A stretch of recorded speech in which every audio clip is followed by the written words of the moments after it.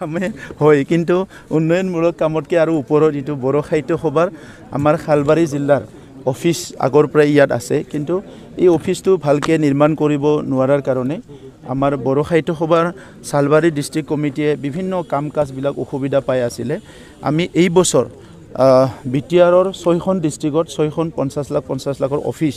আৰু কোকৰাঝাৰত থকা কেন্দ্ৰীয় অফিচত প্ৰায় 1.5 কোটি আৰু গুৱাহাটীত থকা কেন্দ্ৰীয় অফিচৰ কাৰণেও প্ৰায় 2.5 কোটি টকাৰ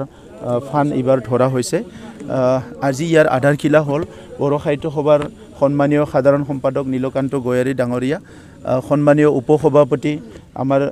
সীতানাথ বসুমতাৰী ডাঙৰীয়াকে আদি কৰি কেন্দ্ৰীয় কমিটিৰ নেতৃবৃন্দৰ উপস্থিত আমাৰ MCLA সকলোৰে উপস্থিত আমি আধাৰশিলা স্থাপন কৰিছোঁ মই আশা ৰাখিছোঁ যে এই 50 লাখ টকাৰ যিটো বিল্ডিং সেইটো নিৰ্মাণ হোৱাৰ পিছত আমাৰ খালবাৰী জিলা বড়ো সাহিত্য সভাই বিভিন্ন সাহিত্য চৰ্চাৰ কাম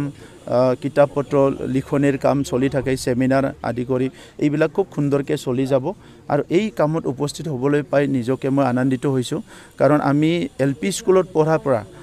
LP স্কুলৰ দিনৰ পৰা বড়ো সাহিত্য সভাৰ লগত জড়িত আছোঁ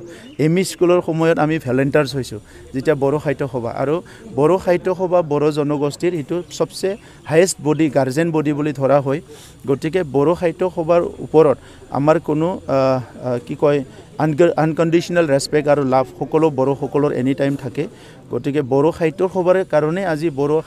ভাষা সাহিত্য সংস্কৃতি আমাৰ সব আজি অস্তিত্ব জীয়াই আছে গতিকে বড়ো সাহিত্য সভাৰ অনাগত দিনতো বড়ো সাহিত্য সভাৰ যিকোনো কামত আমি যি কিঞ্চিত হেল্প কৰিব পাৰোঁ সদায় কৰি যাম চাওক আমাৰ কামটো আমি কৰি আছোঁ আৰু ভগৱত গীতাত কৈছে